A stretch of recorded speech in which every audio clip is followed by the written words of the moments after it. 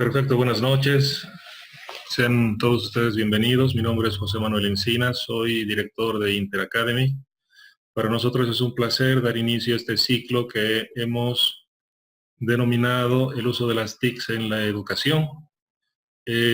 También es un honor para nosotros contar con dos grandes profesionales, el licenciado Ramiro Balda y el licenciado Mario Rebollo, quienes van a ser los facilitadores hoy día. Permítanme presentarlos. El licenciado Mario Fernando Rebollo es entrenador y propietario del gimnasio Star Gyms por más de 30 años acá en La Paz. Hace su formación como operador terapéutico en la Asociación Boliviana de Comunidades Terapéuticas y también participa de talleres de formación a cargo de la Federación Latinoamericana de Comunidades Terapéuticas. Además de tener un diplomado en prevención y rehabilitación de las drogodependencias en la Unifrance y otros cursos dictados por instituciones que trabajan en el campo de la salud mental y las adicciones. Viene participando en todos los congresos organizados por la Sociedad Boliviana de Psiquiatría en los últimos años, la sección de competencia que se le da el título de terapeuta para personas con comportamientos adictivos. Actualmente trabaja como terapeuta independiente y acompañante terapéutico. Es entrenador personal y voluntario en la comunidad de adicciones del Centro de Rehabilitación y Salud Mental San Juan de Dios. Asimismo, se encuentra con nosotros el licenciado Ramiro Balda, psicólogo de la Universidad Mayor de San Andrés, acá en La Paz, magíster en Recursos Humanos y Gestión del Conocimiento, especialista en Neurodiversidad, Universidad Católica Boliviana San Pablo. Tiene diplomados cursados en salud comunitaria en la Universidad Loyola, en neuroeducación en la Universidad Católica Boliviana, en educación superior en la Universidad Mayor de San Andrés. Cuenta con amplia experiencia en intervención psicológica individual y grupal, en la prevención y rehabilitación de comportamientos adictivos, ansiedad, depresión y otros trastornos. Ha sido consultor en la implementación de programas, modelos y protocolos orientados a la intervención psicosocial con población en situación de vulnerabilidad. Experiencia en docencia a nivel de pregrado y posgrado en reconocidas universidades en nuestro medio. Estos dos profesionales, como ustedes han visto, de gran experiencia, han aceptado trabajar con Interacademy en este primer taller virtual que tiene como título la prevención contra las adicciones. Querido Mario, Ramiro, no sé cómo han estructurado las presentaciones. ¿Quién comience primero, por favor? Sí, buenas noches. En este momento, en esta oportunidad voy a comenzar yo. Hay un... Estamos con eco, Ramiro, creo que ya está. ¿Me escuchas? ¿Me escuchan? Sí, perfecto. Entonces, ¿tienes para compartir la presentación? Sí. Perfecto, dame un segundito, voy a hacerte hospedador.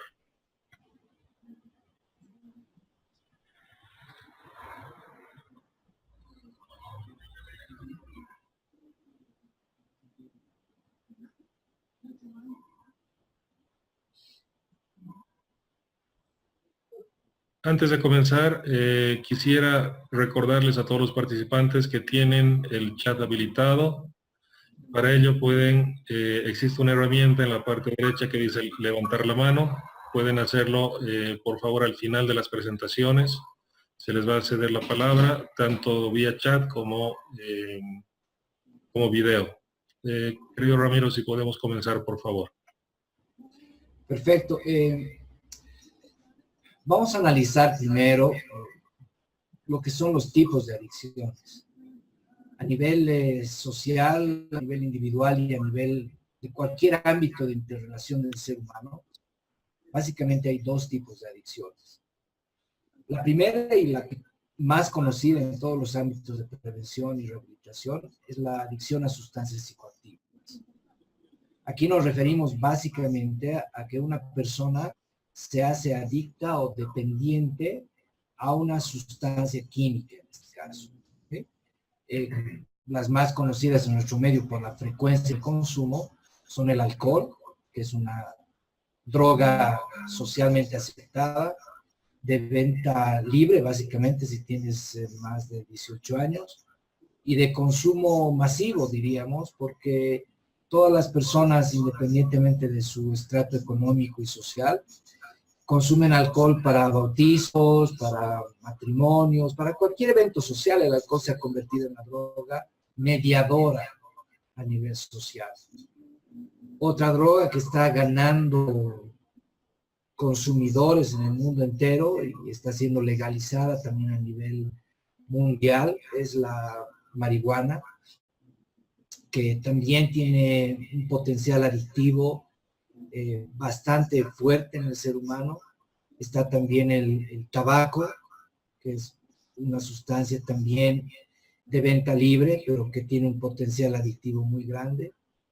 Existe también el clorhidrato, la pasta base, que es básicamente una droga muy común en nuestro medio desde la producción, el tráfico y el consumo. Entonces tenemos un sinfín de sustancias psicoactivas que tienen el potencial de generar adicción en el ser humano. Y hablamos de adicción a una sustancia psicoactiva cuando principalmente la persona genera un consumo dependiente. Y eso vamos a ver en una siguiente diapositiva. Hay otro tipo de adicciones que no tienen nada que ver, digamos, con una sustancia que se consume, pero que también son muy frecuentes y que en estos últimos años están siendo social, etcétera, que son las adicciones que se han denominado no convencionales, pero que básicamente son adicciones del comportamiento del ser humano. Las más frecuentes y las que se ven hoy en día en consulta, en terapia, es la adicción al sexo, por ejemplo, la adicción al trabajo. Los gringos le tienen un denominativo que son los workaholics. Adicción también a los ejercicios, y a Mario nos puede explicar un poco mejor lo que es la vigorexia, que es la adicción a los ejercicios. Tenemos adicción básicamente a todo comportamiento que nos genera placer y que el cerebro decide, por decir algo, repetirlo una y otra vez para generar una frecuencia y una intensidad en lo que es el comportamiento y la sensación de placer que puede tener una persona. Estas dos tipos de adicciones se interrelacionan porque básicamente las dos adicciones, estos dos grandes tipos de adicciones, se relacionan con qué es lo que pasa en nuestro cerebro. Nuestro cerebro genera neurotransmisores o compuestos químicos que modulan nuestro comportamiento. Cuando sentimos placer, por ejemplo, el cerebro genera lo que se llama el neurotransmisor dopamina, ¿no? Entonces, la dopamina está relacionada básicamente a todos los comportamientos o sustancias que te generan placer. Últimamente estamos viendo adicciones a la tecnología que se está dando con mucha frecuencia en adolescentes, por ejemplo, adicción al uso del celular, adicción a los juegos por internet, que están básicamente diseñados para generar adicción en las personas. Te generan producción de dopamina bastante intensa en el cerebro, entonces tú quieres jugar una y otra vez hasta llegar a los niveles finales de un juego, por ejemplo. También tenemos adicción a una persona, y esta es la dependencia afectiva. Conocemos en consulta personas que son adictas a otras, personas que no conciben su vida si es que no es al lado de una persona, por ejemplo. Entonces, podríamos deducir que el ser humano tiene un potencial de generar adicción casi a todo lo que le genera placer. Entonces, estos dos tipos de adicciones son muy comunes a nivel social. Nos vamos a centrar un poco en lo que es más frecuente en cuanto a generar adicciones y en cuanto a generar problemas a nivel familiar, por ejemplo, e individual, que son las adicciones a sustancias psicoactivas. Cualquier adicción tiene ciertos elementos que van a determinar que una persona sea o no adicta a algo. Este es un componente clave, que hablamos del componente genético. Esto no nos dice ni nos asegura que una persona va a ser adicta a algo, definitivamente, pero sí la genética juega un papel fundamental en lo que es la predisposición a generar una adicción. Se sabe y se ha comprobado actualmente en base a estudios de cariotipo, etcétera, a nivel genético, que hay personas que tienen mayor predisposición a generar adicción al alcohol, por ejemplo, que otras personas. Los elementos ambientales y sociales también juegan un papel fundamental. Mario nos va a hablar en detalle sobre los factores de riesgo, que son todos aquellos elementos sociales que nos pueden predisponer al consumo o a generar alguna adicción. Estos factores ambientales y sociales se dan en ámbitos familiares, educacionales, etcétera, etcétera. Ya Mario nos va a detallar todos estos factores de riesgo. También hay componentes psicológicos, es decir, la forma de pensar de un ser humano también puede determinar básicamente la predisposición o el desencadenamiento de una adicción. La forma en cómo pensamos va a determinar o va a producir vulnerabilidad ante cualquier elemento ambiental, y eso puede hacer que el ser humano tome ciertas decisiones que lo lleven a consumir o a generar algún comportamiento adictivo.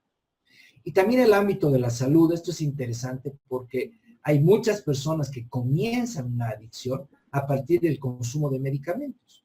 Los medicamentos más comunes que se relacionan con la adicción son los ansiolíticos. El Neuril, ¿no?, que es el nombre comercial del diazepam, o clonazepam o alprazolam, es muy usado en el ámbito psiquiátrico, y que básicamente el consumo frecuente y sin control genera un potencial adictivo tan fuerte como el clorhidrato de coca, por ejemplo, ¿no? Entonces, estos 4 factores son los que se han identificado. Cada uno podría merecer un estudio, un análisis y una conferencia, un taller entero sobre cada uno de estos 4 elementos, pero por ahora nos quedamos en conocerlos y en conocer estas pequeñas características que acabo de mencionarles. Otro elemento, ya cuando hablamos de la adicción a sustancias psicoactivas, es el identificar, por ejemplo, qué tipo de consumo tiene la persona. Y están determinados 4 elementos, 4 términos que nos permiten definir el tipo de consumo. Y están en una pirámide, porque la base de la pirámide quiere decir que hay mayor cantidad de gente en ese tipo de consumo.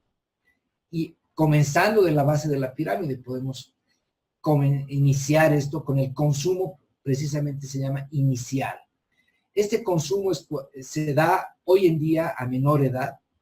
De acuerdo a estudios, en Bolivia se ha determinado que de 12, 13 a 14 años se da el consumo inicial de alguna sustancia psicoactiva, ¿no? Las sustancias más comunes que se dan en estas edades y que corresponden a un consumo inicial es la marihuana y el alcohol, ¿no? Después viene un consumo ocasional, donde hay menos personas, pero este consumo básicamente se define por ese consumo de carnavales, de Año Nuevo, de cumpleaños, de bautizos, ¿sí?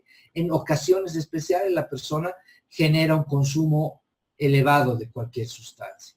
Después está el consumo habitual, que es básicamente aquel consumo que ya es prácticamente diario en la persona o varias veces por semana, y que se ha convertido en un hábito diario, ¿no? La cervecita después del almuerzo, el whiskycito al final de la tarde, etcétera, etcétera, ¿no? Y es un consumo habitual. Ahora, de acuerdo a estadísticas, la menor cantidad de gente llega al consumo dependiente. Y aquí estamos hablando de un consumo básicamente adictivo ya. La persona ya es adicta a la sustancia. Se define adicción cuando la persona no puede dejar de consumir la sustancia, y básicamente su vida se desarrolla en buscar la sustancia, consumirla, sentir los efectos, recuperarse de los efectos, volver otra vez a conseguir la sustancia, y ese ciclo de consumo se vuelve ya la vida y el cotidiano en la persona. y ahí estamos hablando del consumo dependiente. Este cuadro nos muestra algo interesante, y para entrar ya a lo que es la prevención, hablamos de que la percepción de lo que tiene una persona en relación a las drogas o al consumo de drogas aumenta la frecuencia de consumo. En sociedades donde se ha hecho permisivo, digamos, el consumo, se ha percibido el consumo como tolerable o aceptable, entonces obviamente por consecuencia directa la frecuencia de consumo y la población que consume es más, digamos, con más cantidad y además a menor edad. Esa es, digamos, la relación a nivel mundial, ¿sí? En sociedades donde se percibe que el consumo no es aceptable, es nocivo, entonces sí reduce la frecuencia de consumo. Aquí nos muestra una variable interesante del ser humano, y es básicamente esa variable que nos dice que si percibimos riesgo, no generamos el comportamiento, ¿sí? Entonces, ya para entrar a lo que es la definición de prevención, una definición muy general es que cualquier actividad individual, familiar, social, etcétera, que disminuya la posibilidad de que algo se produzca, es básicamente prevención, ¿sí? Si yo quiero prevenir el infarto, digamos, entonces voy a hacer algunas cosas que disminuyan la posibilidad de que yo genere infarto cardíaco, por ejemplo. Entonces, en este caso, hablando ya del consumo de drogas, cualquier actividad individual, familiar, etcétera, que disminuya la posibilidad de generar adicción, ya se podría llamar prevención. En el ámbito académico, en el ámbito de la investigación, tenemos tres tipos de prevención. Una es la prevención universal, que es básicamente todas las acciones orientadas a la generalidad de personas. Acá hablamos de acciones, por ejemplo, con niños y adolescentes. Generalmente esta población está en la base de la pirámide, es decir, o no han consumido o están en un consumo inicial. Luego vienen todas las acciones de prevención selectiva, que aquí básicamente son todas aquellas acciones familiares, sociales, institucionales, etcétera, que están orientadas ya a población vulnerable o a población con características de riesgo, ¿sí? Luego está la prevención indicada, que son básicamente todas aquellas acciones ya orientadas a personas que tienen un consumo adictivo, ¿ok? Entonces, hasta aquí hablamos sobre lo que es la prevención, y al final vamos a responder las preguntas que tengan, y ahora le voy a pasar un poquito la voz a Mario para que les explique bastante en detalle cuáles son los factores de riesgo que inciden en el consumo de drogas y cuáles son los factores de protección que disminuyen la probabilidad del consumo. ¿Sí? Adelante. Muchas gracias, Ramiro. Un favor, pasa que estaba activada la función de hacer gráficos en la pantalla. No sé si puedes dejar de compartir un segundito para que yo borre todos los gráficos que se han escrito.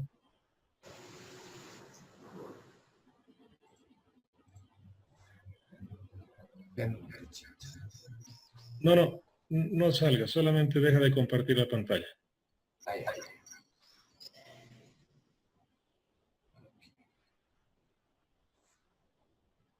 No estoy pudiendo entrar.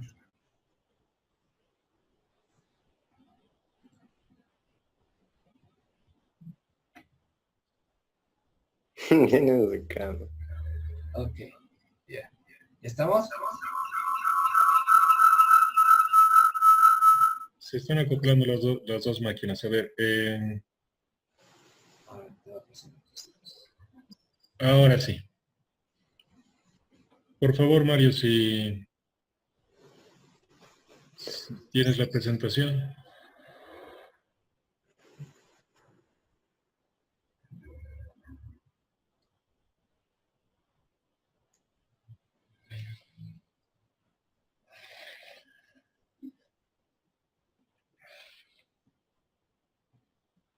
Nada. Buenas noches a todos. Y a Ramiro.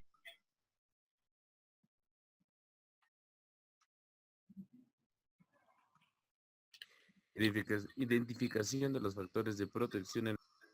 Marito, está tu micrófono silenciado.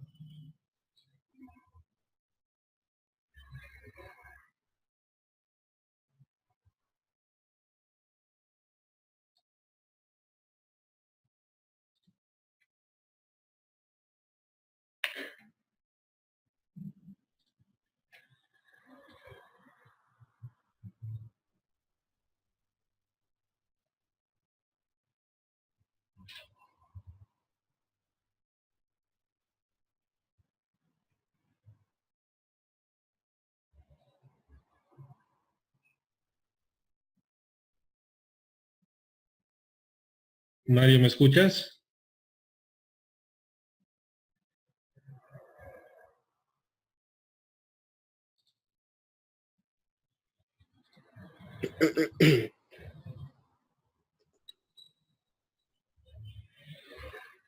Mario, ¿me escuchas? ¿Podemos comenzar, por favor? Yo voy a asistirte con la presentación.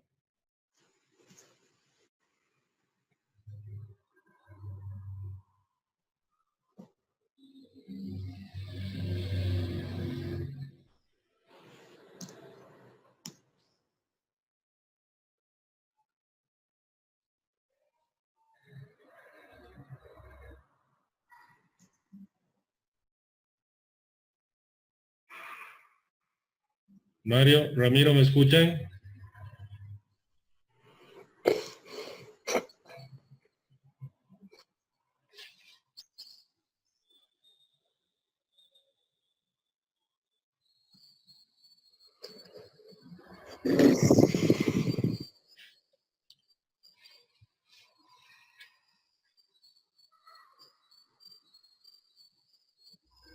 Me está hablando. Aló. Mario, ahora sí. Yo voy a asistirte con la presentación. Cada vez que necesites pasar, ¿Tú estás hablando? Pepe. No se escucha.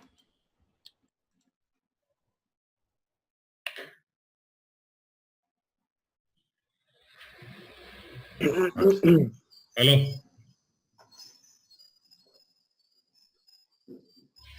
Mario, ¿me escuchas? Ramiro, ¿me escuchas?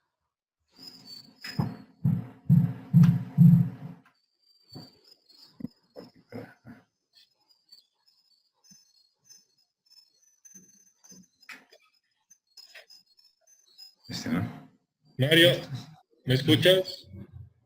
Ahora sí te escucho. Ya. Entonces, ¿qué te parece si yo te acompaño con la presentación? Cada vez que tú necesites pasar la diapositiva, por favor, me indicas. De acuerdo. Anda avanzando y yo te voy diciendo. De acuerdo.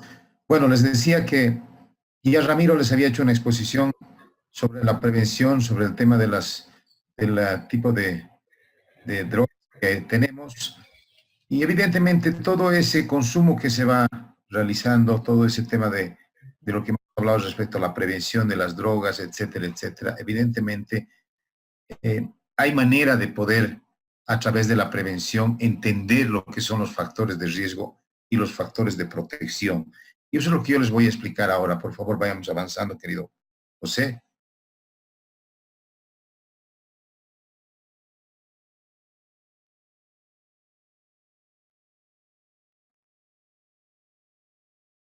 Vámonos hasta, ¿qué es lo que yo voy a hacer? La identificación de los factores de protección en diferentes ámbitos de la vida de los niños, adolescentes y adultos.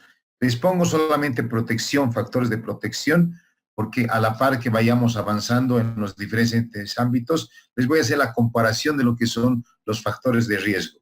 Y quería poner también el tema de adultos, porque los adultos evidentemente llegan a tener problemas con el consumo justamente porque en la parte de niños y adolescentes ya han podido tener algún tipo de práctica o algún tipo de comportamiento en el consumo, pero también cuando son adultos pueden quedarse e iniciar su consumo y llegar a tener un tipo de problema de adicción. Vamos adelante, querido José.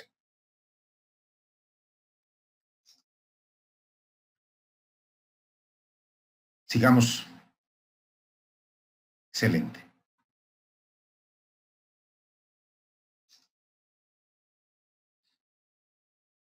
Vamos avanzando. Entonces, vamos a hablarles y quiero empezar con todo lo que es nuestro entorno, o sea, la comunidad donde vivimos. Y tenemos diferentes puntos para trabajar lo que es el factor de protección. Vamos, por favor, querido José.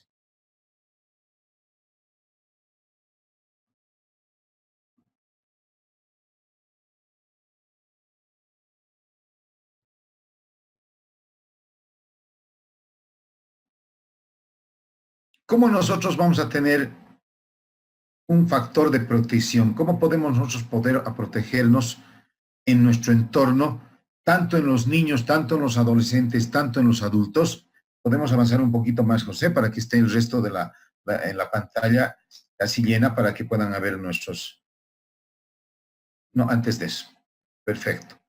Entonces, ¿cómo hacemos para que haya un factor de protección de nuestro entorno? Tenemos que tener una organización social adecuada. Lo que nosotros llamamos, por ejemplo, en el vecindario, de que podamos entender cómo tenemos que organizarnos para poder trabajar, digamos, en todo este tema de la prevención, de poder saber y entender que a través de capacitaciones, a través de ejemplos, a través de mensajes dentro de la comunidad, dentro de los barrios, podamos entender qué es lo que es la prevención, qué son los problemas de consumo, qué son las drogas, etcétera, etcétera. Más o menos, permítame ponerles un ejemplo, como cuando ponen no sé, un ejemplo de una persona que está ahí colgada en el poste y dicen, aquí va a pasar algo si es que vienen a asaltarnos o vienen a hacer daño a la comunidad. Entonces es así como tenemos que protegernos. Tenemos que protegernos a través de información, a través de volantes, a través de organizaciones dentro de la comunidad, donde podamos hablar, qué sé yo, estar a través de la iglesia, a través de nuestro macrodistrito, la subalcaldía de nuestra comunidad, a través de del vecindario, a través de la asociación de vecinos, y ponernos de acuerdo para hacer planteamientos en torno a lo que es lo que se va a hacer en nuestro entorno. Se van a hacer campañas, se van a invitar a profesionales para que nos hablen del tema, qué recursos vamos a dar para que nuestros niños y los adolescentes y los adultos, llámese papá, llámese la mamá, y podamos tener esas herramientas para que también a nuestros hijos podamos ayudar. Si nosotros no podemos, como adultos, manejar estas herramientas, obviamente nuestros adolescentes o también nuestros niños van a tener un grave problema y van a tener mucho más posibilidades de caer en algún tema de adicción, en algún tema de contacto con la droga que se va a evidenciar en el transcurso. Entonces, básicamente lo que hablamos es de una organización y tenemos en nuestro medio realmente la posibilidad de poder usar las subalcaldías, usar las casas religiosas, usar la asociación de vecindarios para poder sobrellevar todos estos aspectos. Lo único que tenemos que hacer es organizarnos, así como queremos organizarnos para armar qué sé yo, una preste, una fiesta dentro del vecindario, pues organicémonos para trabajar algo que es importante para poder proteger a nuestros adolescentes, a nuestros niños y a nuestros adultos en torno a lo que es el consumo de drogas. Sigamos adelante, por favor, José.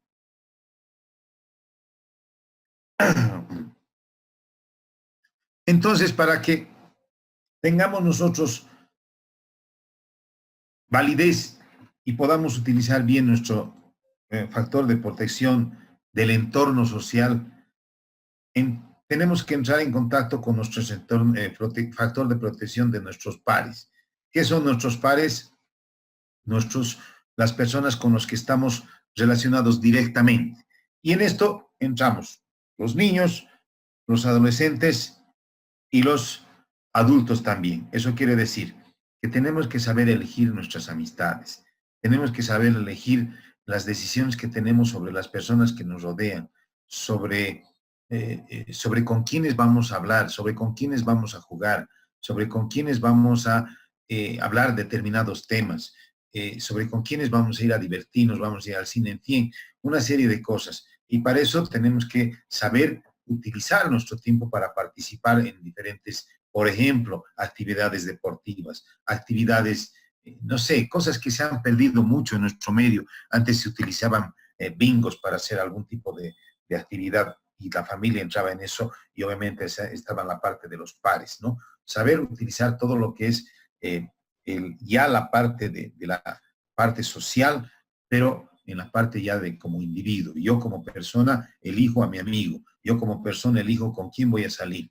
Y eso, ¿de dónde va a venir? Evidentemente de una protección que más adelante vamos a tener, que es la parte familiar. Entonces, es como una conexión entre lo que es la protección de la parte social, la protección de los pares, y más adelante vamos a entrar a la parte de la protección de la familia. Entonces, tenemos que tener consideración a quién vamos a elegir como amigos. Y creo que eso los padres, de una o de otra manera, el colegio nos enseñan a saber qué es lo que debemos hacer para elegir a una persona. Y cómo tenemos que manejar nuestra autovaloración, cómo debemos manejar nuestra autoestima, cómo debemos saber elegir a nuestras personas. Entonces, es una importante manera de ver que los padres podamos nosotros influir o asesorar o aconsejar a nuestros hijos y poder con el ejemplo hacer que ellos puedan elegir a sus amistades. Más adelante, por favor, José, seguimos.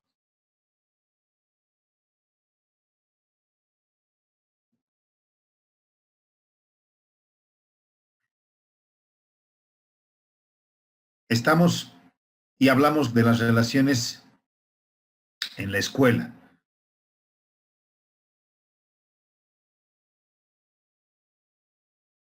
Pero los factores de protección, y ahí lo ha anotado escuela, pero quiero que imaginen ustedes que la escuela también va a ser en el nivel laboral, un poquito atrás.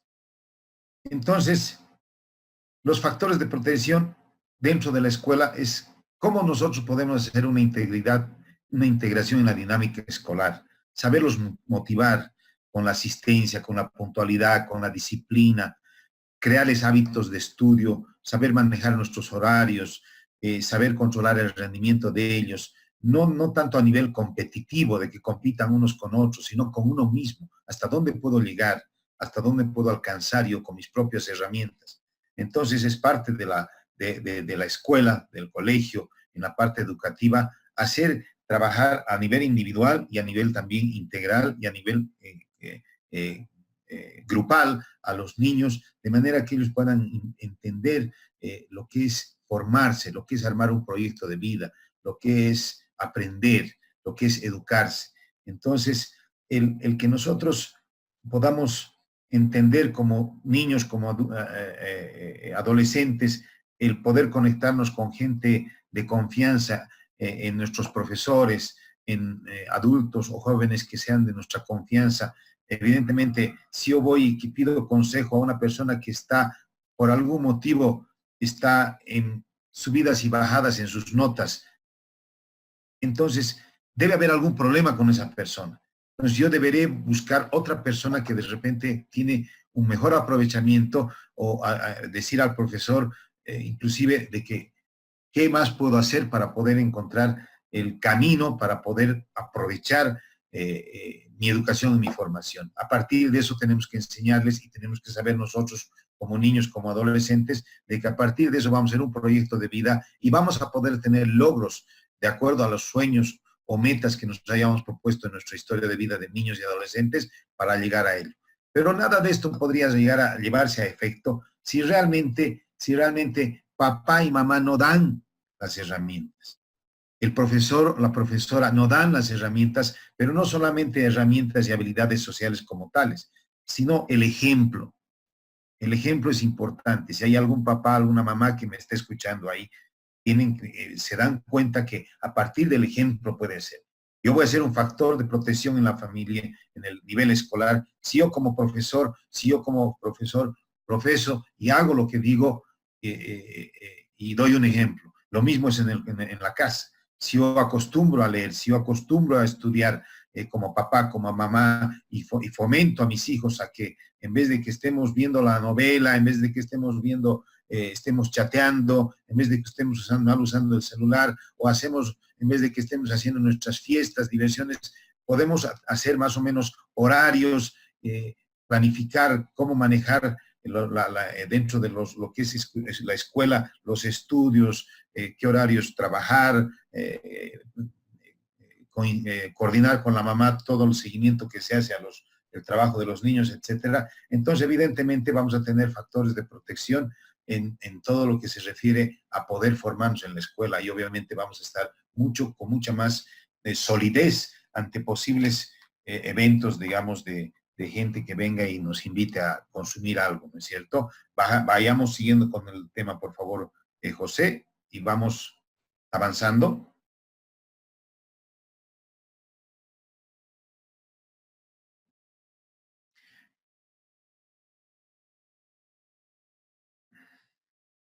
Entonces, cuando hablamos de recursos personales, es como nosotros no vamos a poder llegar a poder entender el ámbito, el ámbito, el ámbito escolar, el ámbito de la parte social en general, si nosotros no manejamos nuestros factores de protección personales. Y para eso quería dejar un poco reservado en este momento para hablar en el tema de la parte laboral. En la parte laboral va a ayudar mucho en nuestro entorno laboral que nosotros tengamos nuestros factores de protección ante la invitación de los viernes, de los amigos que nos dicen que vamos a tomar, saldremos. Los adultos también no estamos libres de todo eso. Tenemos una serie de cosas dentro del trabajo que nos pueden hacer caer ante consumo. Y esos consumos pueden iniciarse y pueden recaer en una cuestión de dependencia o adicción a determinada droga, ¿no es cierto? Entonces, ¿qué va a ayudar en nosotros para que nosotros podamos contrarrestar todas esas cosas, esas ofertas que tenemos de los amigos, esas amenazas que tenemos de los amigos? Cuando nos dicen realmente, pero vos no tienes pantalones, debes tener miedo a tu esposa, ¿no es cierto? O si somos más jóvenes, pero trabajando y vos debes seguir viviendo con tus padres. Entonces, tenemos que mandarnos de autovalorarnos y tener tolerancia, saber entender lo que es la frustración dentro del trabajo cuando a veces no nos va bien o nos va mal.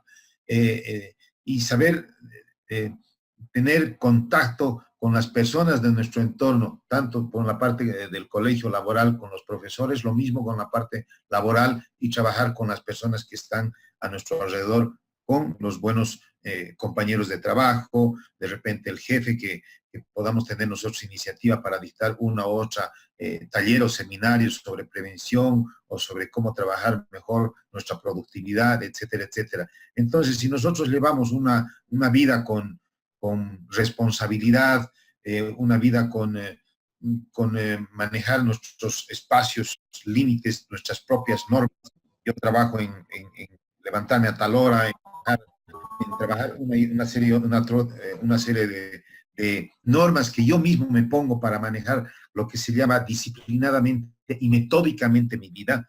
Entonces yo voy a tener una posibilidad y una capacidad mejor de poder manejar y reconocer mi ámbito de protección y el ámbito de riesgo, de riesgo. Y ahí quiero que un poquito manejemos la parte de riesgo en todo lo que se refiere al entorno de cada parte que he hablado, ¿no es cierto? En el caso laboral, el riesgo es la persona que va a venir y me va a ofrecer consumir.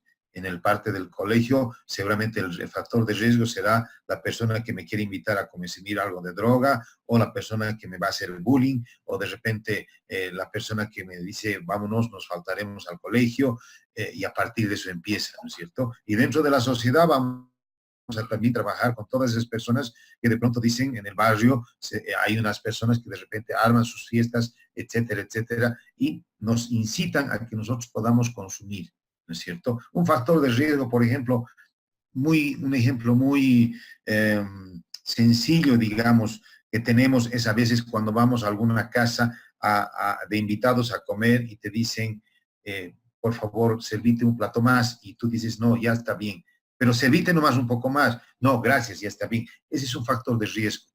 La persona que insiste, y nosotros no tenemos la posibilidad, la capacidad de decir no. Y por eso es que tenemos que trabajar en nosotros mismos, en esa tolerancia a la frustración que les decía, en que nosotros manejemos nuestra autovaloración y autoestima y saber decir no gracias con mucho respeto. Entonces, es muy importante cómo vivamos nosotros, qué hagamos nosotros para que podamos nosotros manejarnos en el entorno. Por favor, continuemos, querido José.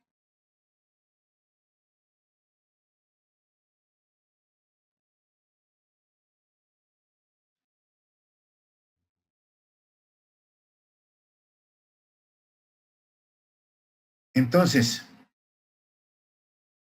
donde nosotros vamos a empezar a manejar nuestros factores de protección como personas, manejar nuestros factores de protección en nuestro entorno, manejar nuestros factores de protección en la escuela y en el trabajo, va a ser sin duda alguna iniciando, como decía, en la familia.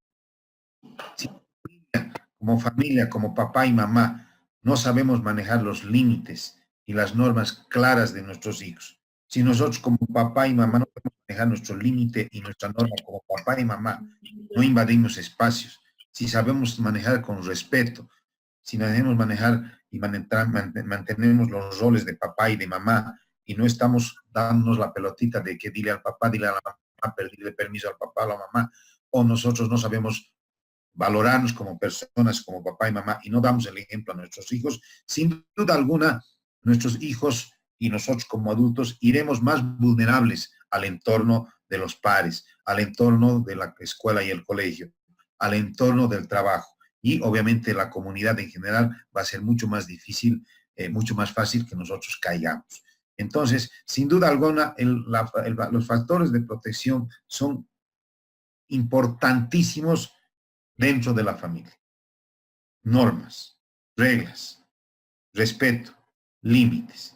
Formas de factores de riesgo en nosotros son evidentemente el que una pareja esté discutiendo con los hijos, el que una pareja esté consumiendo delante de los hijos, el que una pareja deje a los chicos sin límites de horario para la televisión, sin límites de horario para el celular, que no tengan el trabajo adecuado para manejar sus tareas y sus obligaciones, y etcétera. Y además es importante que les demos un espacio de trabajo comunitario dentro de la casa. Es decir, hoy en día prácticamente a veces es la mamá la que está ahí trabajando.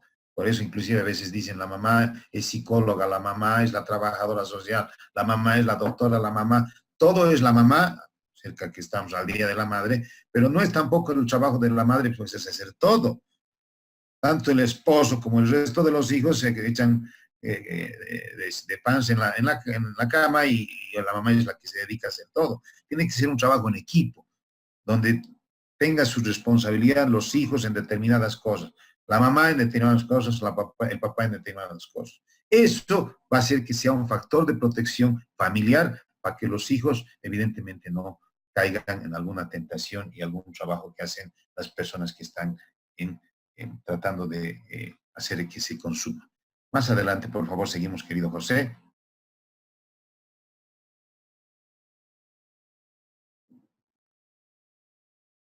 Y esto es un poco que tiene que ver con lo que yo había hablado hace un instante, ¿no es cierto? Si nosotros manejamos nuestra manera de tiempo libre, el ocio, manejamos bien, dándonos, si somos papá y mamá, damos tareas de un tiempo para jugar, de un tiempo para hacer deporte, de un tiempo para hacer televisión, de otro tiempo para que compartamos, para que salgamos a pasear. Entonces los chicos van a crearse, niños y adolescentes, en un entorno donde están habituados a manejarse de esa manera, ¿no es cierto? Que haya un poco de lo que es la lectura, hay un poco lo del deporte, que sepan entender lo que es la parte recreativa, lo que es trabajar en comunidad de familia. Entonces, si nosotros estamos sin hacer nada todo el día, evidentemente vamos a tender a pensar en diversas cosas que podríamos prácticamente sentirnos vulnerables ante personas de nuestro entorno de pares, laboral, escolar, etcétera, etcétera, que nos pueden ayudar a cubrir eso. En vez de que no esté haciendo nada, hagamos esto, vámonos a una fiesta, vámonos a dar vueltas, nos faltemos al colegio, qué sé yo, gastemos el dinero del sueldo, ¿cómo no vas a poder gastar? ¿Quién manda en esta casa? Entonces, esto no es nuevo para nosotros, queridos amigos y amigas. Es un tema de todos los días, es un tema, una problemática que la tenemos a diario, de que si llega el viernes de soltero, de que si el papá, si el esposo hizo esto. Entonces, todas esas cosas se convierten en un factor de riesgo. Y nosotros lo que queremos es trabajar y de acá en adelante, y agradezco mucho a José Encinas para que en esta invitación en Interacademy, para que a partir de esto nosotros podamos manejar mucho más en adelante algunas herramientas que puedan ayudar a prevenir lo que es el tema de consumo de drogas y alcohol. Muchas gracias a todos ustedes y bueno, estamos listos con Ramiro para poder responder a sus preguntas. Perfecto, Mario, muchas gracias. Gracias por su tiempo. Vamos a habilitar entonces, por favor, la participación de todos los presentes. Pueden hacerlo. Les recuerdo a través del chat que está habilitado en la parte derecha inferior, o levantando la mano para que podamos cederles la palabra.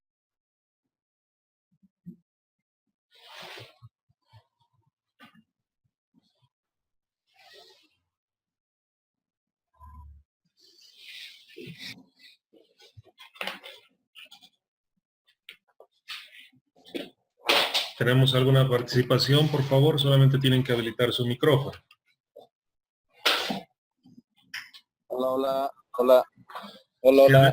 Adelante, Jorge, por favor.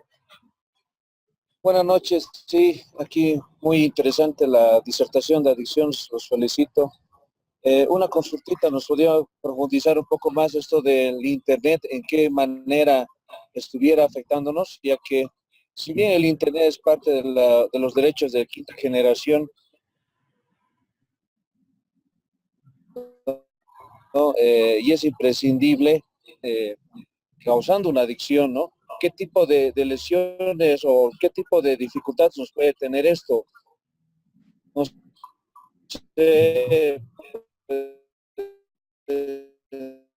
ser lesiones psicológicas o hasta físicas, o qué también tipo de afectación nos puede traer en la sociedad, ¿no? Niños ya no juegan con cañicas, ya no están jugando con la pelota, están jugando juegos en red, ¿no? Y eso de alguna manera, si bien incentiva a la participación en grupo, pero siempre vemos insultos, siempre vemos que ya no es respeto,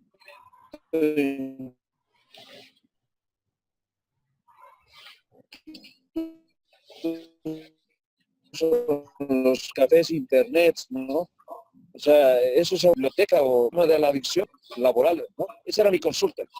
Perfecto, muchas gracias, Jorge. Para hacer un poco más ligera tal vez la participación, cada vez que alguna persona hable, si pueden desconectar su video, así va a ser más liviana la transmisión de datos. No sé si Ramiro o Mario quieren contestarle a Jorge, por favor. Sí, gracias Jorge por la pregunta. Hoy en día estamos pasando por un periodo de tiempo, ya hace algunos años atrás, en el que las redes sociales, principalmente a través del Internet, obviamente, se está generando como un mediador en la vida de una persona, ¿sí? En este instante estamos conectándonos y comunicándonos a través del Internet. Es una herramienta muy útil. Sin embargo, hay adolescentes que utilizan esta misma herramienta en, por ejemplo, actividades de juego, como tú decías, Jorge, y una serie de actividades que hacen que la vida del adolescente se circunscriba al Internet. Entonces, por ejemplo, el contacto social persona a persona se disminuye. Existen perfiles falsos, por ejemplo, en el Internet. Hay acoso a través del Internet, hay agresión a través del Internet. Pero esto no se torna en adicción hasta que no genere básicamente 3 elementos. El primer elemento es la frecuencia de uso, es decir, con qué frecuencia el adolescente o la persona en general, no podemos circunscribir solamente al adolescente, el adolescente o el joven o el adulto, con qué frecuencia utiliza el Internet. Ese es un factor fundamental para identificar si puede haber adicción o no. El otro elemento es la duración del uso del Internet, es decir, estoy usando el Internet 1 hora, 2 horas, 3 horas, o básicamente prácticamente estoy todo el día pegado al Internet. Y el elemento central que básicamente se utiliza para cualquier tipo de adicción es el grado de interferencia. ¿Qué quiere decir esto? ¿Cuánto de mi uso de Internet, en este caso, está afectando a otros ámbitos de mi vida? Es decir, utilizo el Internet y se afecta mi relación con mis padres, con mi pareja, con mis amigos, se afecta mis estudios, etcétera, etcétera, etcétera. Entonces, la clave para que identifiquemos adicción a cualquier tipo de comportamiento, y en este caso al Internet, son esos 3 elementos. Ahora, obviamente, esto va a generar un impacto a nivel de la psicología de la persona. La persona va a comenzar a generar ansiedad, por ejemplo, si es que no hay conexión a Internet. La persona va a comenzar a generar ciertos rasgos depresivos porque no tiene comunicación con las personas que quiere, por ejemplo, a través del Internet. Cuando no le responden al WhatsApp y lo dejan en visto, eso se escucha mucho hoy en día, la persona se pone triste y esa tristeza puede generar ciertos rasgos depresivos. La persona se frustra cuando no obtiene lo que quiere en la comunicación con otras personas a través del Internet.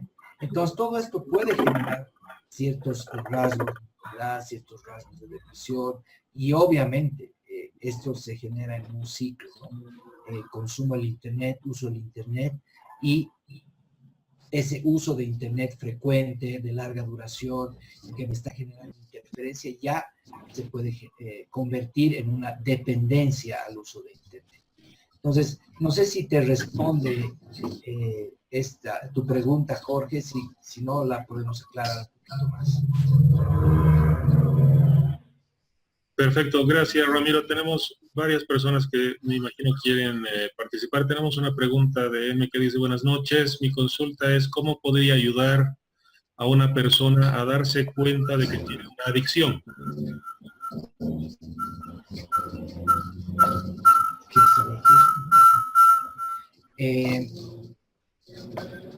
Hay una teoría que yo les invito un poco a buscar en el Internet, se llama, hay 2 psicólogos, Prochaska y Clemente, que han generado una teoría que se llama la rueda de cambio. Esta teoría habla de 4 etapas, básicamente, en el proceso de adicción. La primera etapa es la etapa de precontemplación. Es una etapa en la cual la persona tiene un problema de adicción, un comportamiento adictivo, pero no lo percibe como problema. Generalmente en esta etapa las personas atribuyen a otras causas, digamos, su malestar, sus problemas laborales, siempre atribuyen o proyectan, digamos, la responsabilidad no a ellos, sino a otras personas o al contexto, básicamente. En esta etapa, ¿qué se puede hacer? Básicamente, la persona tendría que recibir nada más información hasta que la información que reciba permita que pase a la siguiente etapa, que es la etapa de contemplación. El paso de la etapa de precontemplación a contemplación es muy individual, pueden pasar meses o años inclusive, hasta que una persona se dé cuenta que tiene una adicción, que puede tener un problema de adicción. Y eso se define como la etapa de contemplación. Y es cuando la persona dice, probablemente aquí hay un problema, es decir, es muy probable que las personas que me están diciendo que bebo demasiado, que estoy teniendo problemas familiares por mi consumo de alcohol, etcétera, tengan razón. Y no se atribuye solamente al contexto, sino que yo estoy decidiendo consumir en exceso y estoy tomando decisiones que me están llevando a incrementar el consumo. Pues todo ese razonamiento es lo que se define como la etapa de contemplación. Ahora, hasta aquí no ha pasado nada. La persona sí percibe que tiene un problema, pero no hace nada al respecto. Lo que tiene que suceder es que la persona pase a la etapa de preparación. Esto es básicamente cuando la persona comienza a buscar opciones. Es decir, puedo ir al psicólogo, puedo ir al terapeuta, al consejero terapéutico, puedo ir a la iglesia, a la clínica, al médico, ¿dónde puedo ir para que me ayuden? Entonces, esa ya es una etapa de preparación. La persona se está preparando para hacer algo y resolver su problema. La etapa de contemplación, la etapa de preparación también puede pasar bastante tiempo en eso. No tanto como años, pero sí pueden pasar semanas o meses en que la persona, digamos, analice ciertas opciones para poder resolver su problema. Y después viene ya la etapa de acciones, cuando la persona ya va al psicólogo, va al médico, va al terapeuta, etcétera, etcétera, y hace algo para resolver su problema. Entonces, a partir de ahí, ya estamos en la etapa de acción. la persona hace algo. Y luego viene la cuarta etapa, que es la etapa de mantenimiento, es decir, cómo voy a desarrollar y mantener mi nuevo estilo de vida, reduciendo el consumo, mejorando algunas actividades de mi vida, ya me estoy manteniendo en un nuevo estilo, en una nueva forma de vivir. Y Mario nos va a aclarar más al respecto, yo le pasaría la palabra a él.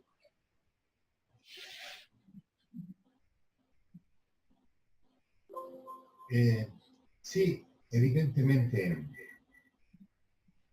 Ramiro exerce esa exposición para que ustedes puedan un poco ir interiorizándose y poder entender, identificar y poder ayudar, ¿no es cierto?, a un pariente, a un amigo. Pero también, a partir de eso, otras herramientas son cuando yo me doy cuenta que estoy en consumo, cuando puedo darme cuenta que alguna persona está en consumo. Si ustedes se ponen a pensar en esas personas, o la persona que dice, no tengo ningún problema, yo puedo controlar. Cuando yo quiero, dejo de tomar.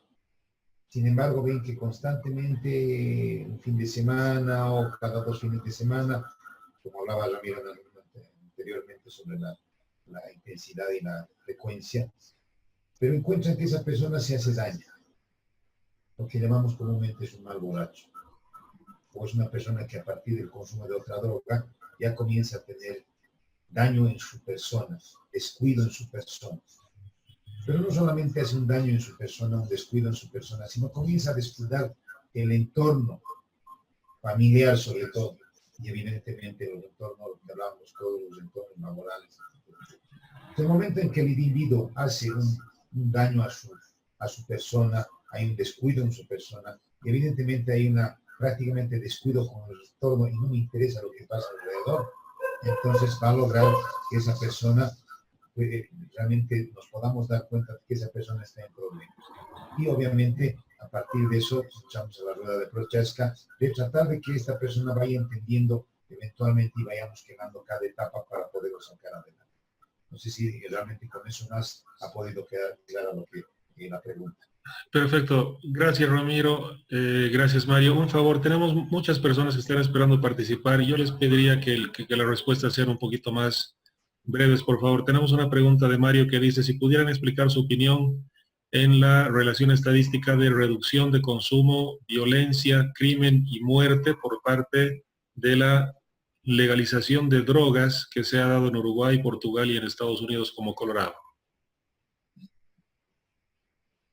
A ver, este es un tema que merece un análisis bastante profundo, ¿no? Porque todo lo que es vulnerabilidad social, hablando de consumo de drogas, del incremento de la violencia, el crimen y muerte, tiene que ver una cosa con otra. Es decir, cuando tú legalizas algo en un país y en este país el nivel de educación de la gente no está preparada para asumir esa legalización, estamos hablando específicamente de Uruguay, la legalización de la marihuana, por ejemplo, se produce un incremento del consumo, porque uno decide como sociedad consumir o no consumir algo. Generalmente tenemos sociedades a nivel mundial donde el consumo de alcohol es muy frecuente. Entonces uno diría, si el alcohol es de venta libre, ¿por qué no la marihuana? Etcétera. Pero la realidad es que a mayor consumo de drogas, mayor es la disminución que tiene la sociedad para tomar ciertas decisiones. Un ejemplo en nuestro medio, cuando tú vas, por ejemplo, te subes a una flota y tú ves que el conductor está masticando coca y está consumiendo alcohol, ¿sí?, medicinal, entonces tú estás analizando ahí que tienes una persona que consume un estimulante, que es la coca, y además un depresor del sistema nervioso, que es el alcohol. La combinación de estas dos cosas hace que esta persona reduzca su capacidad para tomar decisiones y obviamente se cree Superman manejando una flota, ¿sí? No percibe el riesgo, etcétera, etcétera. Ahora, imaginen ese elemento individual que se proyecta a una sociedad entera. donde se incrementa el consumo no solo de alcohol, sino de marihuana y todo lo que es legal y ilegal también. Por lo tanto, este consumo baja la capacidad de decisión, de razonamiento a nivel social, y obviamente se incrementan los niveles de violencia, de crímenes y de muerte en la sociedad, ¿no? Entonces, básicamente las estadísticas nos dicen eso. Perfecto. Gracias, Ramiro. Voy a leer dos preguntas a la vez. La primera es de César Orías. Dice, buenas noches, mi consulta sobre adicciones de videojuegos de red. Y la segunda de Lisette Gisela dice, buenas noches, ¿se podrá ser adicto al maltrato? Ya, vamos con el tema del maltrato. De alguna manera, la adicción en términos de sustancias psicoactivas, la droga, el alcohol, es un escape que quiere tener el ser humano ante emociones que tiene, que es parte de su proceso de historia de vida. Entonces, el maltrato más o menos va a actuar de esa manera. ¿Qué quiere decir eso? Que yo voy a manejar el maltrato en un escape, en una búsqueda de manejar mis emociones por algo que me ha pasado a mí, por algo que me ha sucedido a mí. Y es así como se maneja el cerebro. Entonces, evidentemente, el maltrato utiliza como si fuera realmente una adicción, como si fuera, es una excusa, es un escape que uno quiere tener en vez de que yo consuma, que yo me emborrache y yo me pierda el sentido, yo me drogue y me esparza en el espacio, entonces yo utilizo la violencia, utilizo el maltrato para proyectar los problemas que he tenido en el tema de lo que es, en el tema de lo que es ya manejar la parte reprimida de mi vida, ¿no es cierto? Entonces yo tengo parte reprimida en mi historia de vida, he tenido problemas yo en mi historia de vida, justamente lo que hablábamos en todo lo que es factores de protección. Muchos factores de riesgo, posiblemente papá y mamá hayan utilizado violencia en la casa, posiblemente hayan utilizado violencia conmigo, se haya repetido en el colegio, se haya repetido en la parte laboral, en fin, una serie de cosas que de alguna manera proyectan, y ese es mi espacio, ese es escape que utilizo como una adicción, como una dependencia para manejar mis emociones. Eso en cuanto a la parte de lo que se refiere a la parte de ser una persona que maltrata, ¿no es cierto? ¿Cuál era la otra pregunta? No sé. Acerca de videojuegos en red. Es básicamente el mismo concepto sobre la adicción al Internet. Pero aquí hay una variable que es bien importante tomar en cuenta, es que los juegos están diseñados para... Es decir, los que crean los juegos tienen la capacidad de entender la dinámica del cerebro del ser humano, y a partir de ahí lo que hace el juego es producirte placer, producirte neurotransmisores que te generan adicción al reto, a subir de nivel, a continuar el juego y además a llegar al final del juego.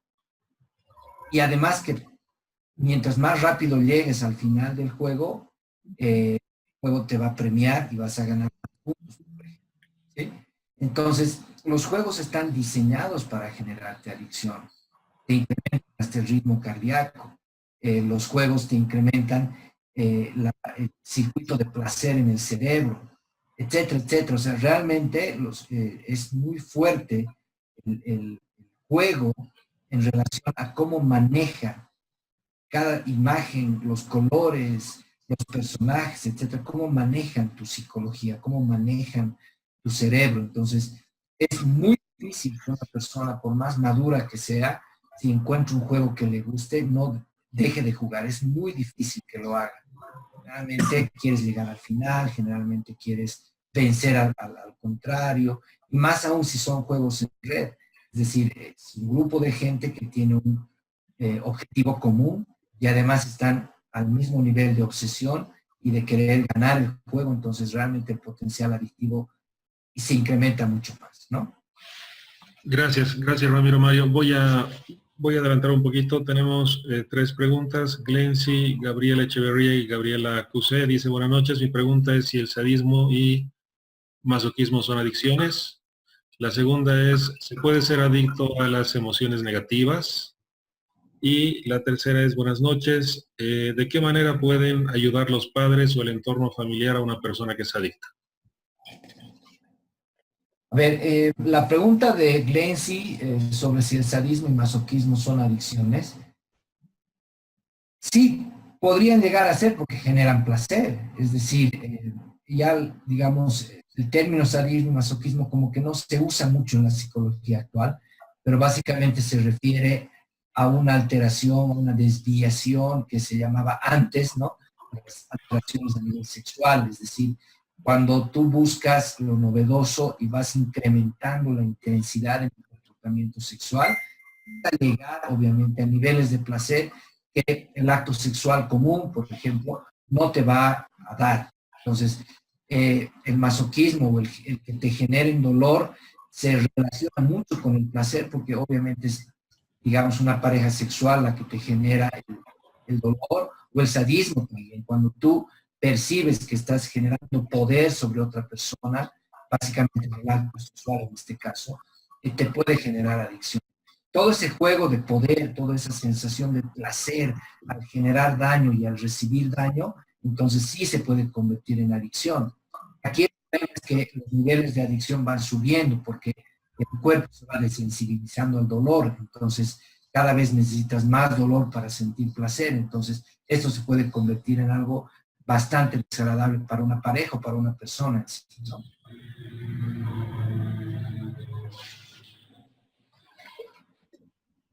Perfecto, muchas gracias. A ver, teníamos estas otras preguntas. Buenas noches. ¿Las adicciones tienen grados marcados?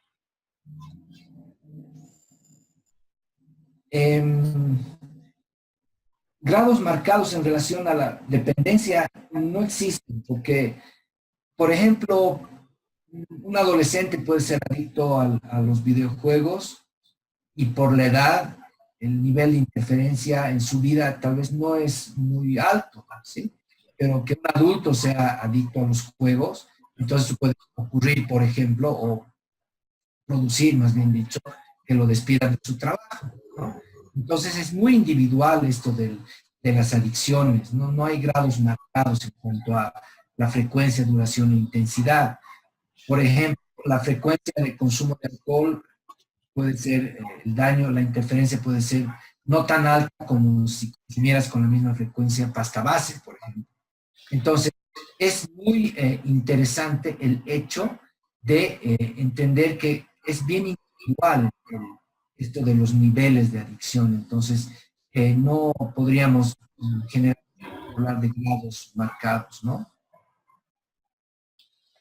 José, permíteme, hay una pregunta que hicieron Gabriela sobre el tema de ayudar a los, de qué manera pueden ayudar los padres o el entorno familiar a una persona que es adicta. Así es. Y es un poquito, creo que es importante recalcar que papá y mamá, cuando tienen una persona en el entorno familiar que está con problemas de comportamientos adictivos, es importante que primero busquen una persona o un profesional, terapeuta, psicólogo, de manera que él pueda guiarles primero en que ellos puedan comunicarse de la misma manera, tanto papá y mamá tengan y sepan hablar el mismo idioma, no que una persona diga, la mamá diga una cosa, el papá otra cosa.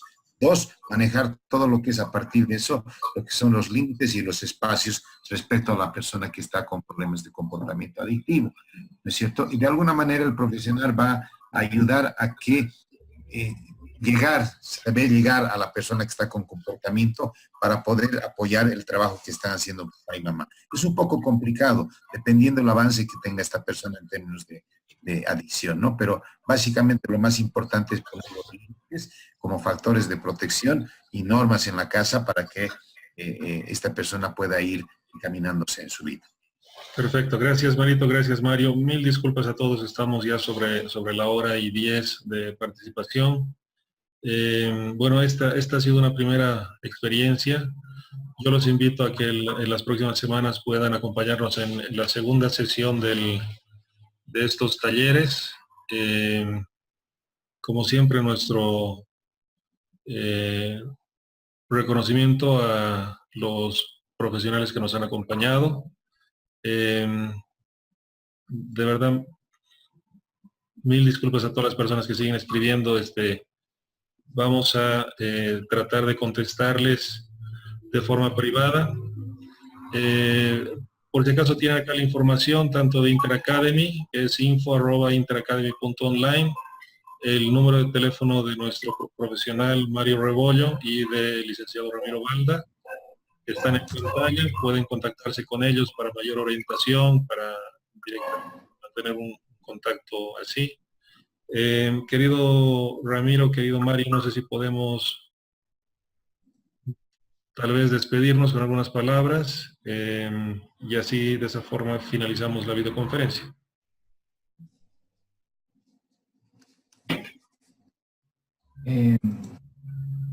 Bueno, ha sido un gusto compartir con ustedes este espacio. Creo que como una experiencia primera en este tema ha sido bastante dinámica y pues, esperamos siguientes experiencias para poder generar mayor reflexión y mayores conocimientos mutuos, una reflexión grupal que va a ser muy interesante conocer también en relación a ustedes, ¿no? De mi parte, a todos ustedes, realmente agradecido y me permitan usar a todos sus espacios para poder compartir la experiencia, la vivencia y de acá en adelante trabajar otros aspectos en torno al apoyo que se tiene que dar a toda nuestra sociedad, a toda la problemática que estamos teniendo en torno al consumo. El consumo ya no solamente en 12 años, sino en 8 años. Realmente, la problemática social está grande. 88, 06, 58. Al agua. Perfecto, gracias querido Marito, Ramiro. De verdad para mí, para Interacademy ha sido un placer contar con la participación de ustedes. A todos los participantes les recordamos que deben mandarnos sus correos electrónicos para que podamos generar sus certificados digitales. A partir del día de mañana, a partir de las 11 de la mañana van a estar disponibles en la plataforma de Interacademy. Y bueno, gracias nuevamente, que tengan un feliz fin de semana, un feliz Día de la Madre y espero que hayan aprovechado este tiempo con Interacademy. Gracias a todos y buenas noches.